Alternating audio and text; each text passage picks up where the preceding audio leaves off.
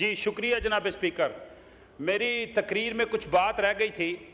Sir, मेरे हलका में ईद से 2 दिन पहले एक बहुत बड़ा सान्या हुआ, जो कि पिछले मेरे MPA के दौर में, पाकिस्तान तहरीक इंसाफ के दौर में कुछ मंसूबे जो हमने अपने हलके में लॉन्च किए थे, जिनमें THQ हॉस्पिटल और सीवरेज सिस्टम और 11/22। सर, इन मंसूबों को जो कि 80% कंप्लीट हो चुके थे, इनको नामुकम्मल छोड़ दिया गया। और उसका क्या हुआ कि 2 साल से मैं DC को कहता रहा, मुतलका जो भी लोग थे उनको कहता रहा कि इस मंसूबे को ऑन करें, ये कहीं ना कहीं इसका हादसा पेश होगा। सर, 2 दिन पहले 5 बंदे उस सीवरेज सिस्टम का जो कुआं है उसके अंदर गिर गए। 4 बंदे हबस से फौत हो चुके हैं। ना तो उनका कोई पुरस्ने हाल है, ना उनके छोटे छोटे बच्चे हैं, वो पाकिस्तानी थे सर। और उन मंसूबों को भी कंप्लीट नहीं किया गया।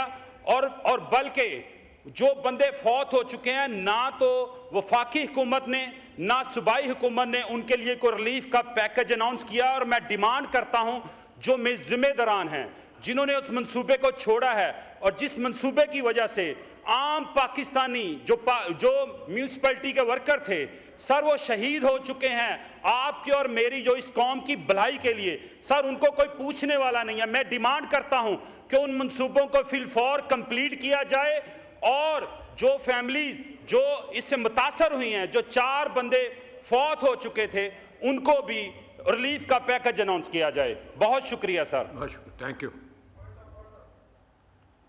जी मिनिस्टर साहब।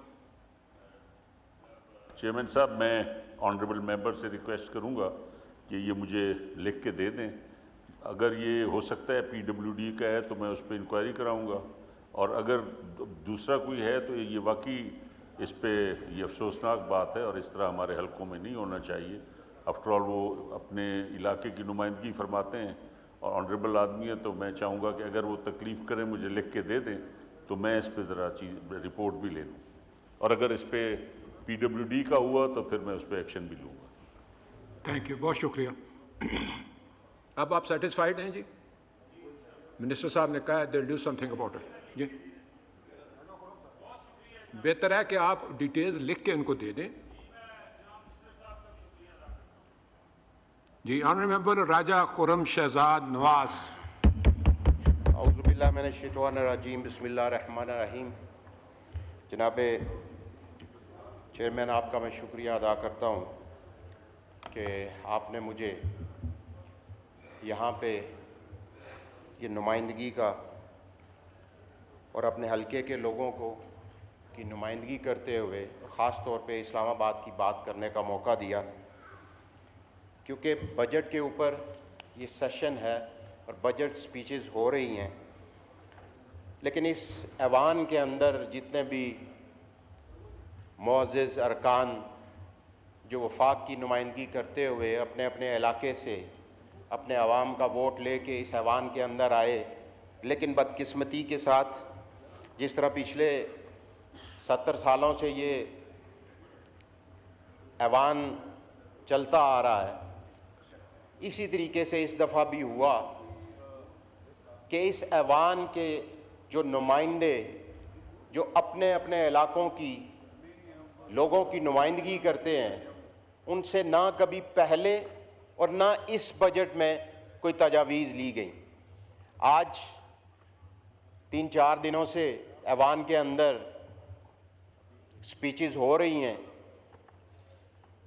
लेकिन इन स्पीचेस के ऊपर मुझे नहीं लगता कि जो तजावीज़ लोग दे रहे हैं इसके ऊपर किसी एक के ऊपर भी यहाँ पे अमल दरामद हो सके।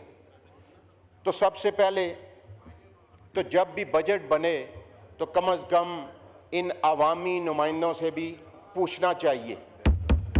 दूसरी बात, इस्लामाबाद की मैं बात करूँगा। इस्लामाबाद जो 60s के अंदर कैपिटल बना, इस्लामाबाद के लोगों ने अपनी ज़मीनें दे के इस शहर को आबाद किया। यहाँ पे पूरे पाकिस्तान से लोग आए, वो बस रहे हैं यहाँ पे, लेकिन आज भी इस्लामाबाद के लोगों का अगर इस सेक्टोरल एरिया से आप बाहर चले जाएं, जनाब स्पीकर, मैं हाउस इन ऑर्डर करें ज़रा। जनाब स्पीकर, जनाब स्पीकर,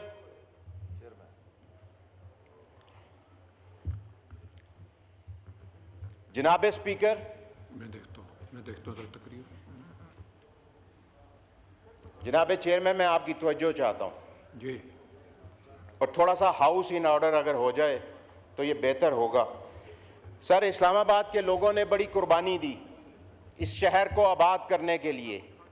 इस शहर जब ये आबाद हुआ तो इस शहर के लोगों ने 100 रुपये कनाल भी अपनी ज़मीनें दी। आज इस शहर जिस ऐवान में हम बैठे हुए हैं, ये भी इसी शहर के लोगों की उन ज़मीनों के ऊपर बना हुआ है। लेकिन मैं ये कहना चाहूँगा कि वो मुतासरीन इस्लामाबाद जिनकी 60s के अंदर ज़मीनें एक्वायर हुई, जिनकी 80s के अंदर ज़मीनें एक्वायर्ड हुई, लेकिन आज भी वो लोग दर बदर की ठोकरें खा रहे हैं। आज भी यहाँ पे उनके क्लेम्स बकाया हैं, उनको पैसा नहीं दिया जा रहा।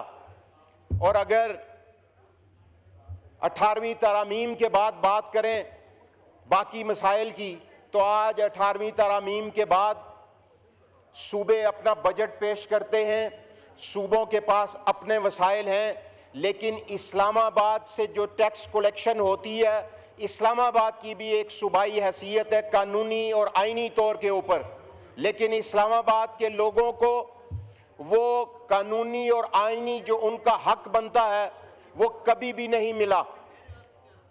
जनाब स्पीकर, आज मैं अगर इस बजट स्पीच के हवाले से बात करूं तो यहाँ पे एजुकेशन में की बात की गई। एजुकेशन में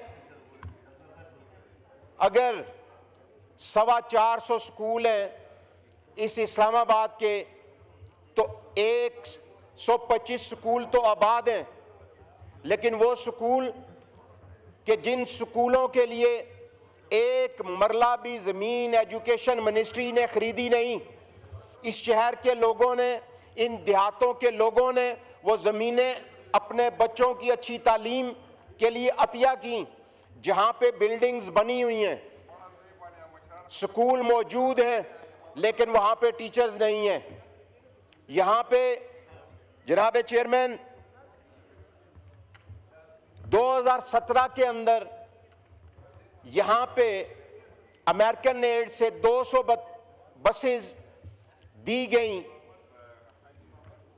और 200 बसेस आज भी उनको चलाने के लिए एजुकेशन मिनिस्ट्री के पास ड्राइवर नहीं है।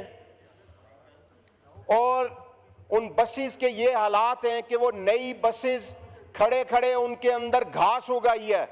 और इस बजट में क्या कहते हैं, इस बजट में ये कहा जाता है